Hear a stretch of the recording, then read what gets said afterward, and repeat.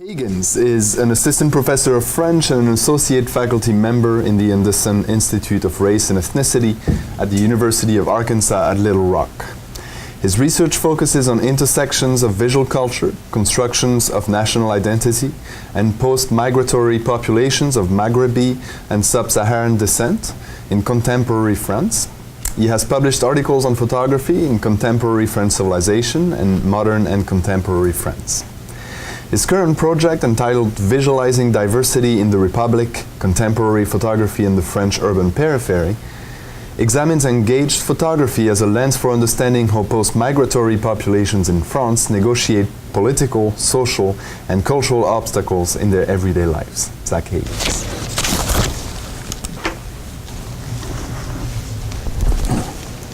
Thank you. So, anti-Islamic discourse in France largely stereotypes Muslims as potential threats, supporters of repressive regimes, and hostile to ideas of liberty and equality. Indeed, proponents of a staunch application of laïcité have long viewed Islam as antithetical to Republican values. It is in this atmosphere that John R. Bowen asked if Islam could, quote, become a workable reality for Muslims who wish to live fulfilling social and religious lives in France, end quote. The 2010 socially engaged phototext, Nous, sommes français et musulmans, a joint project by photographer Franz Kaiser and sociologist Vincent Gizet, answers Bowen's question with an affirmative yes. The phototext illustrates how some religiously observant Muslims negotiate living their faith within the secular French Republic. Indeed, Kaiser's photographs portray French Muslims who construct a workable reality at the intersection of their national and religious identities to reconcile two subjectivities typically presented as being incompatible. I contend that Kaiser's photographed subjects modify the individual cultural practices of one subjectivity according to the exigencies of the other in order to navigate the intersection of francité and islamité. Analyzing reconfigurations of Frenchness and Muslimness in these images, I examine the new intersectional subject positions the photographed individuals create. As a result, I show how Nous, sommes français et musulmans shapes our understanding of what French Muslim intersectionality looks like in contemporary France. So similar to the persons it depicts, Nous, sommes français et musulmans assumes a certain hybridity. The phototext combines Kaiser's images and Gizet's sociological explorations with a dynamic layout reminiscent of a scrapbook. It contains 137 photographs in 8 thematic chapters, all of which confront Islam's supposed incompatibility with the civic, social, and cultural spheres forged by French republicanism. Gizet's texts provide historical context and explanations of sociological debates about Islam in the French Republic. Some of the photograph subjects' own words appear in vividly color-blocked letters throughout the work, allowing them to have their own voice in the phototext. In Kaiser's photographs, French Muslims perform the same commonplace activities as their fellow non-Muslim citizens: work, family, shopping, sports, to envision what Gizet calls the extraordinaire banalité of their lives. The photographs thus contrast sharply with the amalgamations that often color negative perceptions of Islam in France. Today, though, I will limit my discussion to just one of the phototext's most salient cross-chapter motifs: French Muslims' negotiation of francité and islamité in the marketplace, where they create a workable reality in which individual religious convictions and consumer capitalism co-evolve. Fashion and food, two spheres in which France enjoys an international reputation, function as strong markers of national identity.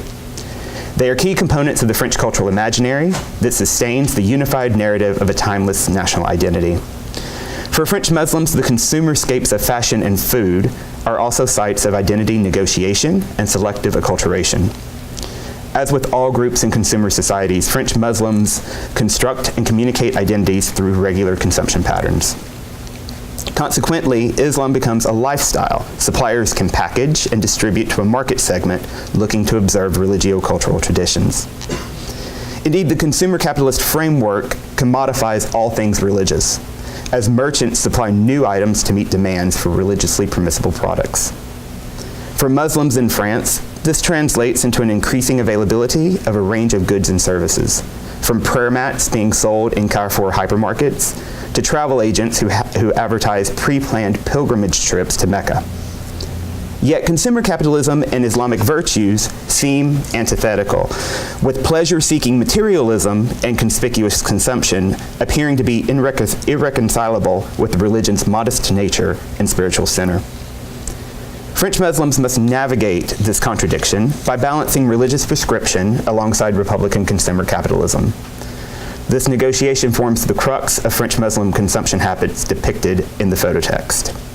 Nous, sommes français et musulmans thus documents a specific historical moment as markets evolve in response to Muslim consumers, and French Muslims participate in selective acculturation to balance Islamic traditions with life in a commodity culture. Kaiser's photograph of a woman wearing a Louis Vuitton headscarf illustrates how Muslims can negotiate the tension between religio-cultural conventions and conspicuous consumption. Consumption patterns, particularly of luxury goods, remain integral to Western capitalist societies, and France's international reputation as a center of couture forms one facet of the nation's identity. Fashion contributes to how individuals construct social identities, and Islamic clothing communicates a desire to display one's Muslimness and thereby differentiate oneself from secular counterparts. The photograph of a Muslim woman wearing a Louis Vuitton headscarf then prompts the viewer to question the interactions between haute couture and veiling, two vestimentary systems that one might normally view as being diametrically opposed. The veil functions historically as the most salient visual marker separating Muslim women from others. Numerous claims about the supposed incompatibility of Islam and republicanism focus on the veil. For many, the veiled woman remains symbolic of Muslim unwillingness to integrate into French society. Some critics contend men force the veil on women to relegate them physically and psychologically to an inferior social status. Yet for decades, anthropological studies have found multiple motivations exist for wearing the veil, including religious devotion, womanliness, and fashion. In Kaiser's photographs, reasons for veiling are less important than the headscarf's role as a visual signifier of a woman's Muslimness in French public space. As such, veiling in the phototext visibly affirms religious affiliation. Although headscarves remain a popular signifier of Islamic femininity, living in French society has led some Muslims to embrace more westernized attire in order to negotiate public life. Consequently, the women that the phototext calls fashionistas do not wear traditional garments, but instead Islamicized Western outfits to reconcile their religious identity with their sartorial choices. This clothing choice permits them to engage in French cultural and social spheres and enact contemporary manifestations of an Islamic femininity adapted to the French context. It also exemplifies a standardization occurring throughout much of the Muslim world of the hijab as the primary form of veiling, often minimized as a headscarf combined with modern clothing trends. So the phototext expands on the fashion choices of French Muslims through photographs of women shopping for shoes. So we move away from the idea of the veil other than just as a symbol of the woman's Muslimness. The most poignant image we see here is a 2-page spread in the book that shows a headscarf-clad woman standing before a wall of silver, gold, and black high heels. Although maybe a little difficult to see here, at least in the book, the sparkling details that exist with the gold and silver footwear give us a sense of a certain opulence that these items can bestow on their wearer. The shoes sit inside shelves whose hexagonal shape evokes the French metropole. In another image, the same woman tries on a fuchsia peep-toed shoe. Her legs slightly bent, she gazes down to ascertain how the shoe looks on her foot. This simple gesture of evaluating the shoe's appearance marks her as fashion conscious, as does the trendy, relatively modest outfit she wears. In her lived practice of dress along a long continuum of clothing choices, she mediates her religion's requisite socio-moral behavior with individual aesthetic considerations and fashion preferences to create a personalized look. Wearing flashy, brightly colored shoes or expensive designer scarves, however, transgresses devout Islamic conceptions of decorum. The term modesty, as it is used among many conservative Muslims, relates not only to a person's internal character, but also to the external display of dignity through discreet and unobtrusive conduct in interpersonal interactions. Hence, individuals should refrain from drawing others' attention and shun ostentatious displays of wealth. In social spaces where conspicuous consumption is valued, though, these demands become contradictory. As a result, the complex interweaving of visible piety and fashion, and the bilateral compromises made to mediate between the two, remind us that Islamic notions of modesty are not stable transhistorically or transnationally.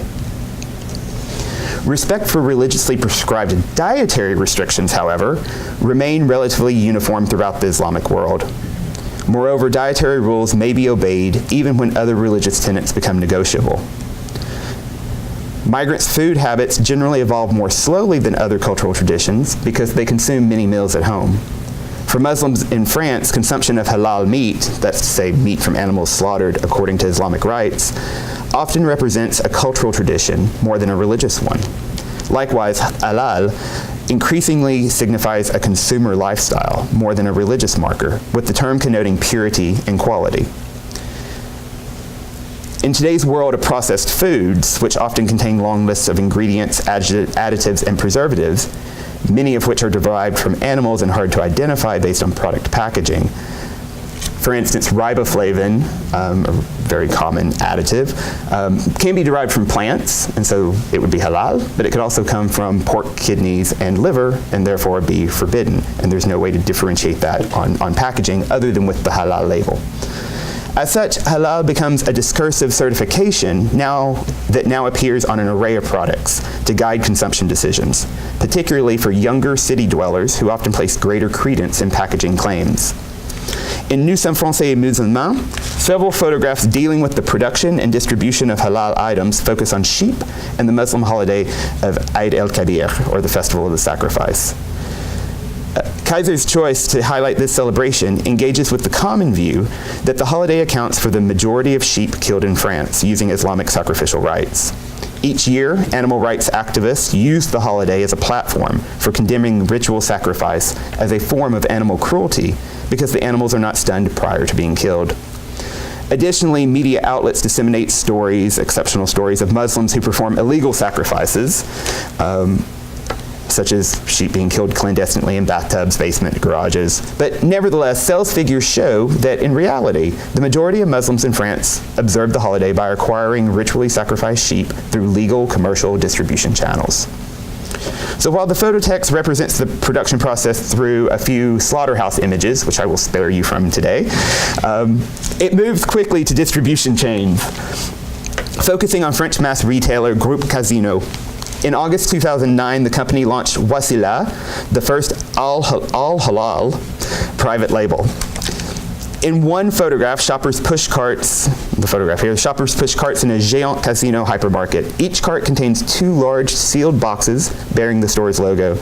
The caption reveals that Casino charges 165 euros for a ritually sacrificed sheep, which we assume is what the boxes hold. Kaiser's lens also takes us into the meat aisle of Casino's stores, where a young man examines a selection of cold cuts and deli meats.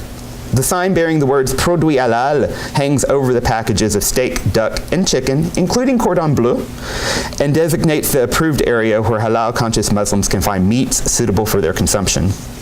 Our view of the entire sign above a relatively small display connotes the narrow range of selections available.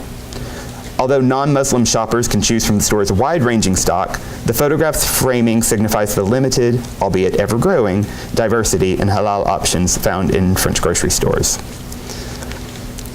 The phototext juxtaposes this image on the same page with the exterior photograph of Islam Viande, a neighborhood butcher located at the Centre Commercial Les Puces de Marseille. Appearing on the same page, these two images engage with concerns over the authenticity of halal products, a major point of contention for consumers. In the marketplace, halal remains what economist Michael Darby and Edie Carney term a credence quality attribute. That is to say, a product characteristic consumers cannot truly evaluate because of a lack of personal knowledge about the production process and supply chain from which it originates. For a transaction to occur, then, suppliers must convincingly communicate the presence of such intangible qualities, and consumers must trust the source of such claims. The photograph of Islam Viande reveals that how this vendor's bilingual signage reinforces the genuineness of its products. The white sign bears the shop's name in green letters, with the stylized V in viande also serving as the I in Islam. Its French catchphrase, "Mérite votre confiance," does not specify which characteristics of the business warrant consumers' trust, and for French monolinguals, the information stops here. They see red Arabic script, but do not necessarily know what it means. For non-Arabic speakers, the script merely serves as an iconic signifier of the butcher's Islamité. They might assume it simply translates the French. The Arabic, however, comprises the linguistic message, quality, and halal, signifying attributes in which Arabic-speaking customers can place confidence. Indeed, the words in Arabic appear just beneath viande and further mark the meat as possessing both qualities. Consumer behaviorist Karen Bunn and Wim Verbeke have shown that assurance in the halalness of food remains predicated on faith in the supplier. Quote, "Buying at the Islamic butcher is exemplary for behavior where product authenticity and trust are mediated through personal interaction. Trust is also strongly based on the fact that the butcher is a Muslim who is considered to be responsible for his acts toward God," end quote.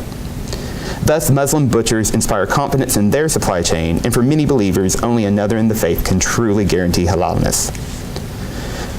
Contrasting Islam Viande, which merits your confidence, with Casino, which makes no such claim, these two photographs connote uncertainty over the quality of goods sold by large retailers. The young man in Casino stands gazing at the shelves without reaching for any items. With no Arabic script, the signage targets a French literate audience. Some products' packaging do bear words in Arabic, but the French words appear in larger fonts and often completely in capital letters, particularly the word halal. In the scene, no butcher helps the customer or substantiates the ritualized slaughter of the animals. Moreover, no one reassures the shopper about the lack of cross-contamination, which is a major concern for Muslim consumers who often perceive French supermarkets as being unhygienic, or provides direct information about the supply chain. The consumer must trust the labels. Faith in packaging claims remains problematic, though, as evinced by numerous accusations of faux halal products that have resulted in items being pulled from the market. Read through this lens, the man's non-action before the wall of halal meat signifies an uncertainty in the credence quality attribute of mass-produced goods. The Muslim consumer base in France, estimated in 2010 at 4.7 million individuals, represents a significant number of shoppers, potentially demanding halal goods. These products occupy an increasingly visible space on store shelves. France's halal market is consumer-driven, and French grocers, are adapting to demand by providing greater halal options, particularly ready-to-eat, convenient, and individually portioned meals for the urban consumer. Many suppliers have entered the halal business in hopes of capturing part of this market share. As a result, they have changed the face of Republican consumption scapes. Capitalizing on this evolving consumer market, stores increasingly devote space to halal food and to signage and packaging that affirm products' extrinsic halal attribute. Today, France's Muslim presence often appears graphically on store shelves in the form of Arabic script. Likewise, as the photograph of Islam Viande exemplifies, Arabic enters public streets via store signs designating Muslim businesses, from butchers to Islamic bookshops to restaurants. This change increasingly allows some socially engaged Muslims to employ strategic consumption patterns by boycotting specific items or generally refusing Western products when halal substitutes are available. These individuals engage in what Manny Crone calls, quote, politicized halal consumption, a normal democratic form of politics that is not contrary to the principle of secularism, end quote. Exercising purchasing power to support trusted goods or boycott dubious ones epitomizes consumer capitalism in a secular state. Kaiser's photographs thus depict selective acculturation through consumption as a two-sided market process in which producers increasingly provide non-negotiable religio-cultural products to respond to demand, while French Muslims manifest their intersectionality through purchasing habits. As a result, the phototext destabilizes the supposedly antithetical relationship between Islamic traditions and Western consumer capitalism. So, while my focus today has been on this single motif of the marketplace in Nous, sommes, français, musulmans, all of the phototext images, and here's just a quick sampling of some of the other images in the book, all of the phototext images engage with the particularities and difficulties of crafting a Republican variant of Islam capable of coexisting with French laïcité. The lack of a worldwide monolithic Islam permits adherents to develop a liberal incarnation attuned to the cultural demands of secular society and individual citizenship. The phototext displays how French Muslims operate within the bounded flexibility of religio-cultural heritage and Republican socio-political norms. In doing so, they carve out space to live their intersectionality. Nous, sommes français et musulmans shows such shifts occurring on a local, individual level, and reminds us that Islam and French national identity are neither immutable nor completely malleable. If we view the phototext as a record of a specific historical moment in the evolutionary story of integrating Islam in France, Kazer's photographs suggest ways that selective acculturation by French Muslims and similar sociocultural adjustments within French society could eventually lead to the solubility of Islam in the Republic. Thank you.